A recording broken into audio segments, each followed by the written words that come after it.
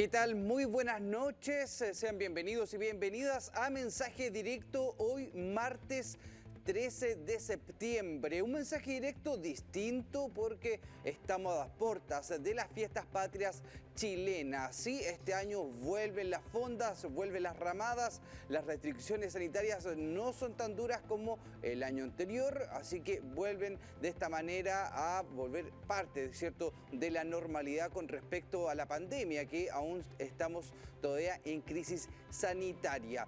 Ya está en el estudio, nos acompañan para hablar de folclore chileno, Carolina Aguilera. Muy bienvenida, muchas gracias por acompañarnos. Muchas gracias. También está con nosotros José Antonio Rivas, docente de Educación Física de la Universidad de Concepción e investigador de folclore. Muchas gracias por acompañarnos, buenas noches. Buenas noches y gracias por la invitación. Bueno, vamos directo al grano entonces. Carolina, ¿en qué está el folclore chileno? Tantos años de pandemia, ¿cierto? Crisis sanitaria, han cambiado un poco los paradigmas de la comunicación. ¿En qué está el folclore acá criollo? Wow, qué amplia tu pregunta. ¿En qué está el folclore? Veo que hay varias agrupaciones haciendo el rescate, haciendo recopilación, haciendo también ruedas de cantoras, cantores. Por supuesto que la no presencialidad ha hecho de que todo sea ahora más que nada virtual y recién se están abriendo los espacios para volver a contactarse con la gente y poder compartir presencialmente el canto, el toquío y la danza. Concepción para mí está siempre en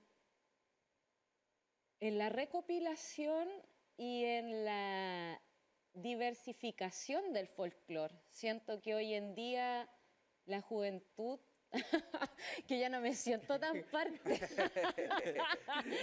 Pero la juventud está en el también espíritu. reencontrándose con el folclore y también apropiándoselo. Entonces creo que hay harta diversidad ahí, desde la recopilación, desde la investigación y de la diversificación. Claro, eso es lo que yo más o menos observo. ¿Ha cambiado un poco entonces el paradigma con respecto, no sé, antes de la pandemia, a la percepción del folclore que tiene la sociedad? Yo creo que sí, o sea, quien lo practica y lo vive jamás deja de ser un ejercicio, un goce, pero por supuesto que el no tener la presencialidad hace que tampoco se puedan reunir y esto es de reunión, esto es de juntarse, esto es de conversar, esto es también de hoy mi abuelita me enseñó esta canción, hoy yo escuché esto y es del te enseño las notas, te enseño la letra, escribámosla. Entonces, por supuesto que hay un cambio y hay una, no sé si decir lejanía, pero no se propicia el compartir, que es donde también nace y surge, ¿no? El de querer compartir sentires, compartir historia, compartir recuerdos. Claro, el traspaso de conocimientos, de vivencia, experiencia a través, ¿cierto?, del folclore, de un ámbito mucho más cultural y artístico. José Antonio, desde la investigación del folclore, ¿en qué está hoy en día el folclore chileno? Mira, no tan solo la investigación, yo creo que también de la docencia, ¿no? que es importante. Yo creo que la cultura tradicional de los pueblos siempre está. El folclore como una ciencia social siempre está presente, ¿ya? En el ámbito que mencionaba Carolina, ¿cierto? Que es el ámbito de la música, la danza, las diferentes manifestaciones artísticas, pero también está el otro hecho, es una ciencia social que abarca muchas cosas. El folclore no solamente música, danza y canto, sino que también muchas manifestaciones que siempre están presentes. Yo creo que acá hay dos manifestaciones diferentes que se dan en nuestra sociedad. Una, que son esas imágenes que están como preestablecidas de folclore chileno, guaso, china, blanco, azul y rojo, que se repite año tras año y año tras año, pero también está el otro ámbito, esa búsqueda constante de cambio de todo el mundo. Las tradiciones no son algo estacionario, no es algo que hay tradiciones que ya murieron, es cierto, pero todos los países van generando nuevas formas de vivir esta identidad cultural comunitaria, porque el folclore es más que solo la palabra folclore, es un trabajo que tiene que ver con la identidad, con los territorios. Pero hay cosas que están establecidas como paradigmáticas, ¿cierto? Como casi sacralizadas, como que si tú no las puedes tocar. Esto, a nivel de la educación, por ejemplo, esto establecer de norte, centro y sur, que de realidad social no tiene absolutamente nada, porque nuestro norte es variado, nuestra zona, entre comillas, nuestro Chile central es muy variado, el sur, el folclore de nuestro país no llega hasta Chiloé, sigue hasta Magallanes. Entonces, creo que hay dos instancias. Una, que lo que ya está establecido, el blanco, azul y rojo, el traje china, fiesta patria, como para pagar nuestra deuda de identidad, y lo que realmente es la cultura tradicional chilena que está viva todo el año. Claro, o sea, entendamos como folclore un proceso cultural, artístico, tradicional de ciertos territorios de habitantes que no está escrito en piedra, sin embargo, sí hay procesos de identidad que con el COVID-19, Carolina, cambia un poco la percepción entre los más y los más pequeños seres, ¿cierto? De que se llegan a un mundo donde tras 2 años de pandemia vuelven las fiestas patrias, vuelven las ramadas, vuelven los actos en los colegios, en los liceos, y también es un rescate cultural nuevamente. Recordamos en educación física la asignatura que nos enseñan en los colegios, ¿cierto? Sobre cuál es la realidad de las tradiciones a nivel de todo el territorio nacional. ¿Ha cambiado eso un poco producto de la pandemia, Carolina? Yo creo que tiene que ver con la enseñanza que sucede dentro del núcleo familiar. Creo que desde ahí puedo rescatar cuál es el folclore que se vive justamente en cada familia. Sin ir más lejos, yo vengo de una familia que siempre estuvo el folclore. Entonces, para mí siempre estuvo cercano, independiente que me lo mostraran en el colegio o en la universidad, siempre estuvo ahí. Entonces yo creo que es importante qué pasa dentro del núcleo familiar con respecto a la música y en este caso al folclore. Las tecnologías hoy en día nos dan mucha información, es fácil hacer un clic y se va a encontrar un montón de información de no sé cuántos años atrás, de ahora, en fin, creo que le daría real importancia a qué sucede en cada núcleo familiar, qué es lo que es una tradición para ellos, tal vez el bailar de alguna forma, tal vez de permitirse o no usar traje o no usar traje, si el canto siempre ha estado dentro de esa familia, probablemente nunca dejó de existir con o sin COVID. Claro. Tal vez volvería a ese punto de que, claro, ya no podemos compartir mucho con los demás por este tema del encierro y ahora de pronto, ¡pah!, se abre nuevamente y podemos compartir. Pero yo pondría énfasis en eso, en el núcleo, que se enseña, porque si eso está presente, independiente del COVID, siempre estuvo. Claro, y como hoy tenemos un mundo globalizado donde las culturas, las tradiciones, las podemos adoptar o no de otra parte del mundo, y claro, Chile también hay que ser sincero, ha pasado por procesos históricos en que hemos perdido esa identidad cultural, esa identidad folclórica. En el ámbito educacional, José Antonio, ¿hay un refuerzo de la educación por el folclore, por la identidad, o eso se ha ido dejando un poco de lado el Estado chileno? Mira, yo creo que la pandemia nos puso en crisis, ¿cierto? Como mundo, como seres humanos, ¿no? Nos dejó un grado grande de incertidumbre, no sabíamos lo que iba a pasar, y cuando en una sociedad hay incertidumbre, siempre de una u otra manera los seres humanos tendemos a alojarnos en lo que está más cercano, ¿cierto? Como bien lo decía Carolina, en lo que tiene que ver con nuestro entorno. Yo siento que nosotros no tenemos una pérdida de identidad, yo creo que lo que tenemos son cambios de nuestros procesos identitarios. Yo veo mucha gente joven, por ejemplo, que tú escuchas su música y en las composiciones ves un contenido folk importante de su entorno. Ves tocar a la banda Conmoción, por ejemplo, y donde tú escuchas, y donde hay una cumbia y de repente hay un sonido que es totalmente tiraneño. O escuchas a algún músico del sur donde ves y sientes una música magallánica o chilota. Siento que la gente joven le está dando un nuevo espíritu a esto. Yo creo que hacer folclore no es vestirse de guaso y china. Claro. Yo creo que hacer folclore tiene muchas otras cosas más.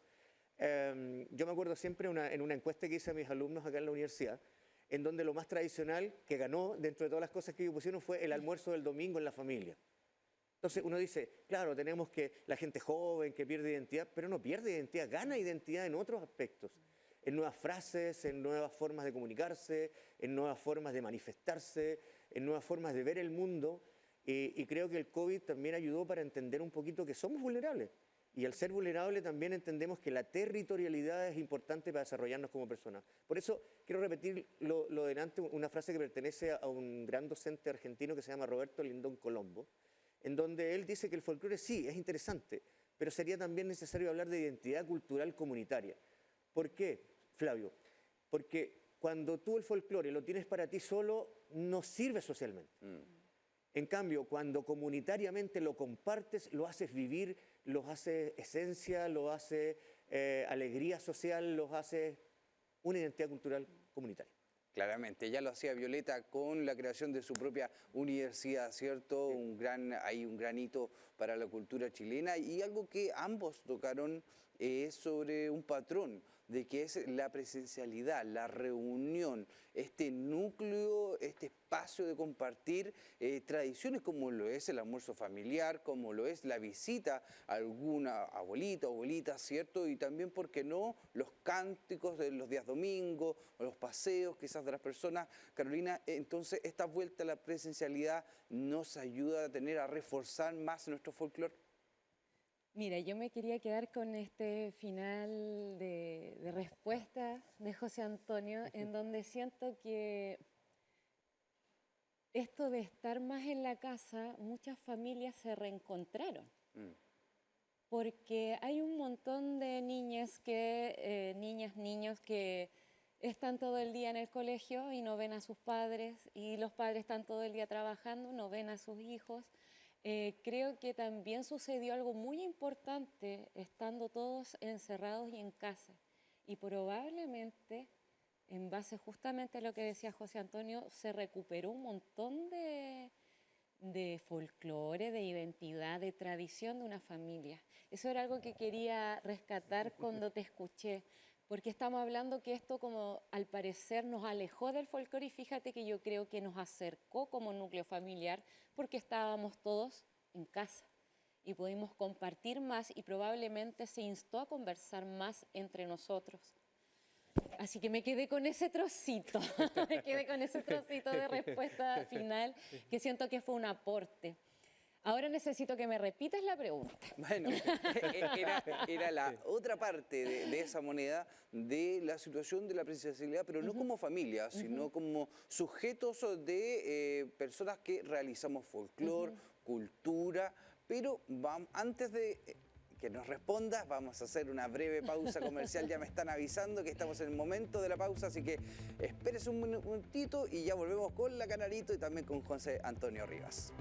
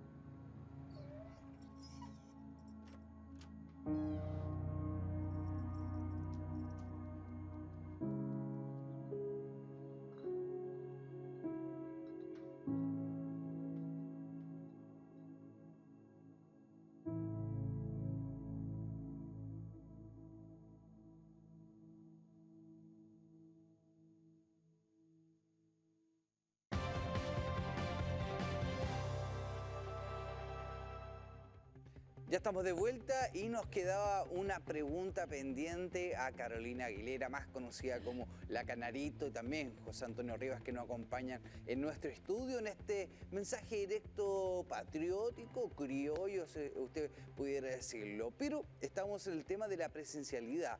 Muchas veces las distancias, ¿cierto? La situación telemática, sobre todo en el ámbito de los más chicos, de los más pequeños de la casa, con respecto a lo mismo, las tradiciones del folclore, los cambios que han ido suscitándose, ¿cierto?, a través del tiempo, pero ahora eso ya se está finalizando, volvemos a tener esa normalidad en los colegios, en los liceos, en los actos, en los trabajos también, eventos culturales que vienen a reforzar un poco el folclore, pero claro, ustedes hacían el contrapunto de que el folclore sí se potenció en pandemia porque la familia se volvió a reunir, ¿cierto? Y esas tradiciones volvieron a concretarse de esa manera.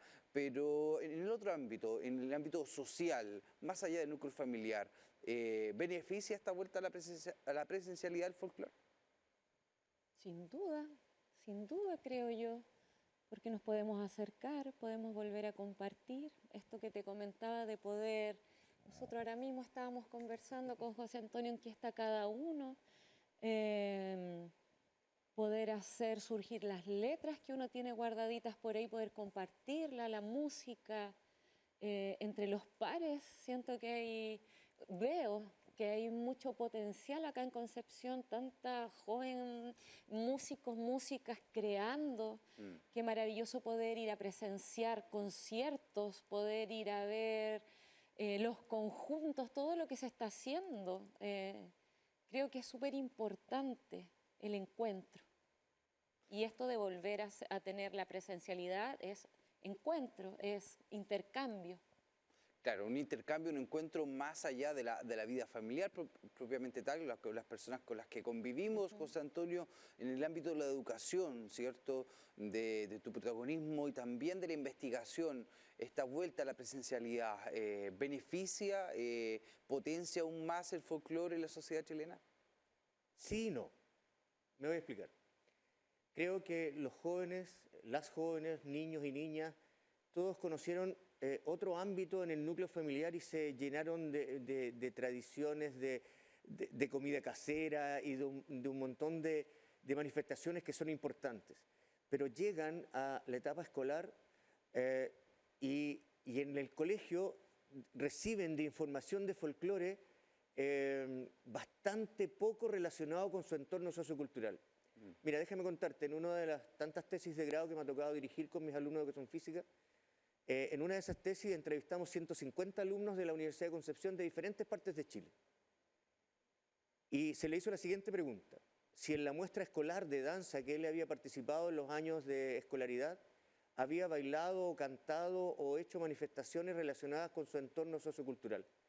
Solamente el 3% de todos los encuestados, un 3% de todos los encuestados, había hecho música o danza en el colegio relacionado con el lugar donde él vive. Entonces, con una educación sin territorialidad no reafirma lo que tú puedes aprender. Mira, y lo más anecdótico, que uno de los alumnos que contestó era de Coronel Olota, en donde en el colegio había participado de muestras de cultura minera, danza, música y diferentes costumbres tan bonitas y tan maravillosas que tiene la cultura minera.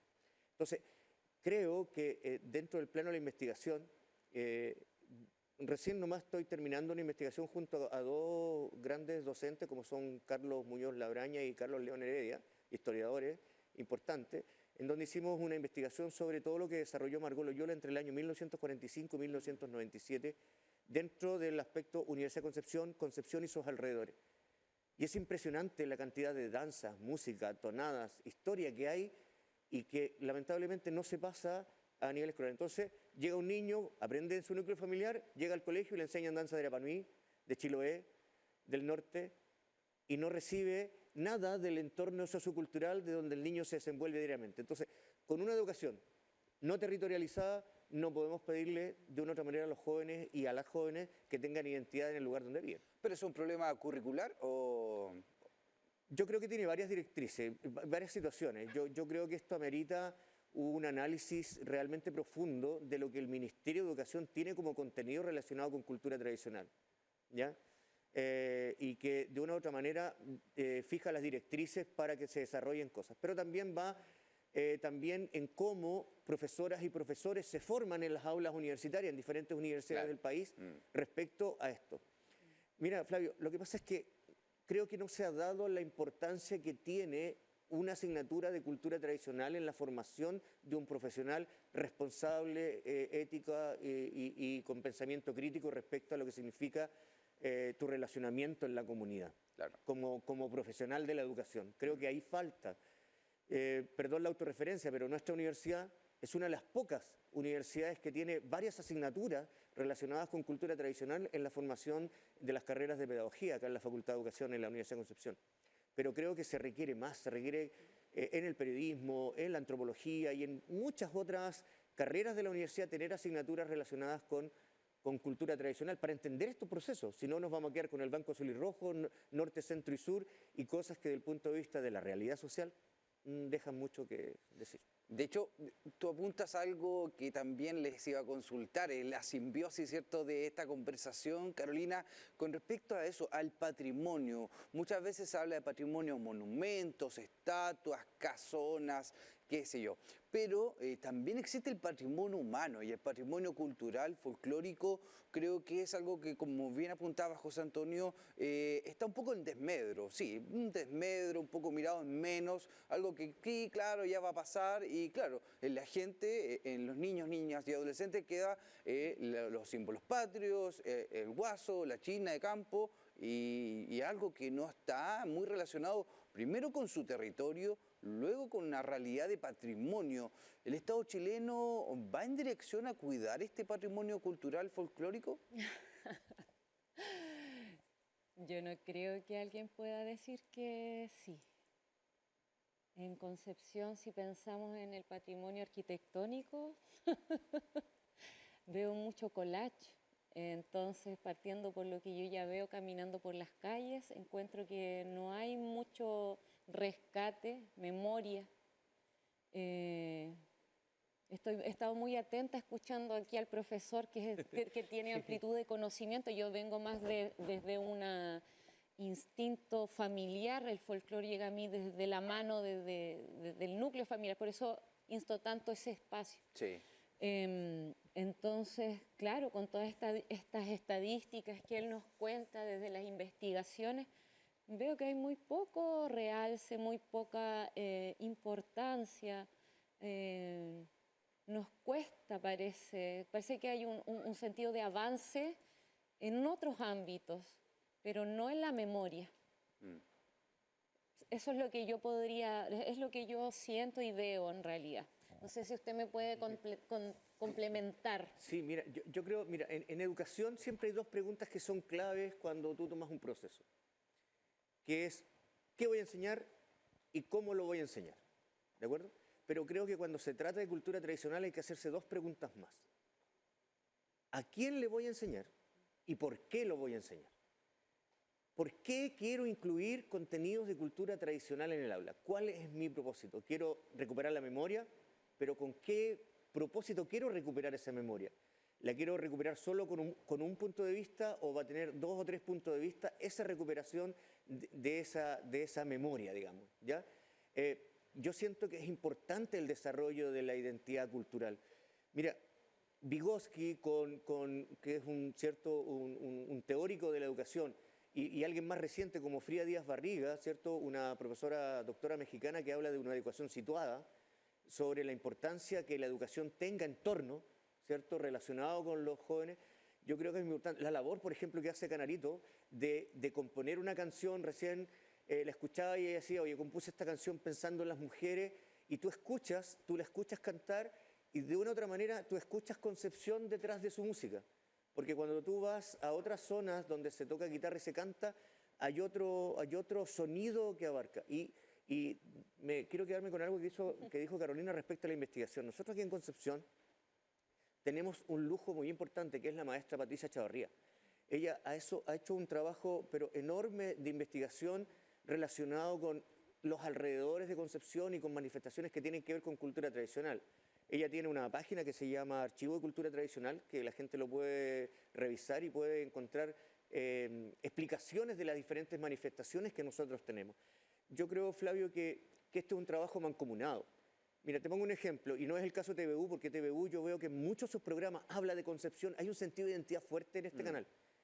Pero, ¿cómo nosotros le explicamos a un extranjero que en Chile tuvimos que hacer una ley para que las radios pasaran 20 minutos al mes de música chilena? O sea, ¿cómo explicamos eso? Alguien diría, pero ¿cómo si estás en Chile? De hecho pasó, levantó polvo en todo el mundo esa decisión. Entonces yo creo que falta entender la importancia que tiene el desarrollo de nuestra identidad en todas las manifestaciones. Desde la cocina, de la abuelita, de la mamá, lo que cocina. El otro día conversaba con una persona, no, yo para mi cumpleaños mi mamá me hace empanadas. Y en esa familia todo el mundo sabe que a él, el día de su cumpleaños, le van a hacer empanadas. Y eso es identidad cultural, eso es folclore. Ver a los alumnos de la Universidad de Concepción, que muchos no pisan el escudo que está abajo del arco de medicina. también claro. Bueno, sí. entonces, ¿por qué nos vamos solo a otro tipo de manifestaciones? Siendo que aquí en la universidad tenemos, no sé si a ti te pasó, Flavio, en tu carrera, que de repente en un examen muy difícil te pusiste una ropa X, y en otro examen difícil, bueno, te pusiste la misma ropa. Sí, pues, las cábalas. Como cábalas. Bueno, y ahí estás. Yo no sabía esas cábalas. y ahí estás vivenciando, gran parte de lo que es la cultura tradicional viva. Vas por el centro, ves una escalera y no pasas por debajo de la escalera. O conversas con un penquista antiguo y le dices qué es lo que eran los 5 minutos y nos va a mirar el reloj y te va a decir, eran las vienesas. También. O nos juntamos en la plaza de tribunales cuando se lo dice en otra parte de Chile, te dice, ¿pero qué onda? ¿Nos vamos a ir a juicio? No, la plaza de tribunales de Concepción es un punto de encuentro. Sí, yo creo, Flavio, perdón que ocupe un tiempo, creo que faltan estas conversaciones y de verdad que te agradezco. Creo que tenemos que hablar más de Concepción, tenemos que hablar más de la tradición. Yo creo que esto alimenta muchísimo otros ámbitos de las ciencias sociales y de las ciencias duras que tienen relación con nuestro entorno y es muy importante. Es bien importante también la radiografía que hacemos en estos momentos. Bueno, ¿qué hacen ustedes? En realidad solamente soy interlocutor, pero es interesante el poner la sinceridad con respecto y también las proyecciones. Y nos faltaría lo último, los desafíos, Carolina. ¿Cuáles serían los desafíos para los años venideros? Ay, los desafíos. Me cuesta mucho hablar por los demás. Yo creo que para mí un desafío es encontrarme con el folclore, ya que estamos hablando de ello. Cómo hago parte a mi abuela, a mis tías cantoras, a mis tíos músicos, a mi primo músico, a mi hermano rockero, a mi mamá cantora, a mis tías que recitan. Están aquí en mi piel, en mi cuerpo, en mi escucha, en mi sonoridad. Sin querer haber sido cantante, porque yo quería estudiar danza. Hoy en día soy canarito, me dedico al folclore. Y cómo pasa eso por mí, y también hago una reinvención. Y disculpa lo autorreferente, pero es lo más verdadero que puedo compartir, y es que pasó por a mí el folclore de todas estas mujeres y de toda esta familia, y llega una reinvención que también, en donde también late el folclore latinoamericano, que nos encontramos en un montón de puntos, y hago un concierto de esto. Y soy Carolina Aguilera, Canarito de Concepción. Por ahí dejo esa reflexión, cómo nos encontramos, cómo nos identificamos, cuál es nuestro folclore, de dónde nos llega el folclore, qué hago con ello, como bien ahí hacía estas preguntas. Desde mi lugar de artista creo que por ahí también van mis reflexiones y mis proyecciones. Eso podría aportar. Perfecto, Carolina. José Antonio, últimas palabras, los desafíos quizás desde el ámbito de la docencia, en el ámbito del folclore, claramente. Mira, yo invito a las personas a conocer a la Academia Nacional de Cultura Tradicional Marco Loyola, que está en internet, meterse ahí en esa página. Tuve la suerte de ser alumno de la maestra por más de 20 años, junto con el maestro Osvaldo Cádiz, y aprender muchísimo con ellos. Y creo que la academia, hace muy poquito tiempo atrás, tuvo la oportunidad de exponer la importancia de la cultura tradicional en la Cámara de Diputados, en la Comisión de Cultura. Por lo tanto, es muy importante lo que está haciendo esa academia frente a los desafíos que se vienen en el futuro. Yo creo que los desafíos son importantes en cuanto a que hay que hacer una revisión de los contenidos de cultura tradicional que están presentes en los planes y programas de educación. Segundo, revisar lo que las universidades están haciendo en la formación de nuevos profesionales, y no solamente en ámbito de pedagogía, yo creo que tiene que ser multidisciplinario. Sí. La cultura tradicional no puede mirarse solo a través de la educación física o solo a través de la música, tiene que mirarse a través de la antropología, de un montón de otras ciencias, tiene que ser interdisciplinario a través de ustedes, a través del periodismo, que es la comunicación, algo tan elemental. Hay una cosa muy importante, Flavio, en el folclore, que es la oralidad, lo que estamos haciendo nosotros ahora, ¿cierto? Esta conversación, esta comunicación. Y creo que los desafíos grandes son revisar plan y programa, formación de docentes, de nuevos profesionales en el área, en cualquiera de sus áreas, pero que tengan también un contenido de territorialidad a través de las manifestaciones de la cultura tradicional, y también mirar un poco la importancia que tienen los entornos en la formación tanto de niñas y niños en todas sus etapas escolares. Perfecto, o sea, tenemos que generar autocrítica para seguir avanzando y seguir perfeccionándonos también, ¿cierto?, con a lo que nos debemos, que es nuestra sociedad, y enriquecerla aún más, que no se vaya en el olvido. Carolina Aguilera, La Canarito, muchas gracias por acompañarnos en Mensaje Directo. Muchas gracias a ustedes por hacerme también partícipe de esta conversación tan interesante y que me apasiona tanto, así que muchas gracias. Y un gusto también compartir con José Antonio, que le tengo tanto cariño. Igualmente. José Antonio Rivas, docente de Educación Física, acá de la Facultad de Educación de la Universidad de Concepción, y investigador también de folclore. Muchas gracias por acompañarnos. Gracias a ustedes por la invitación y felicitaciones por poner este tema en conversación. Muchas gracias. Gracias a ustedes también por participar. Y nosotras nos despedimos de este Mensaje Directo especial. Les deseamos también muy felices fiestas patrias y que tenga una muy buena noche.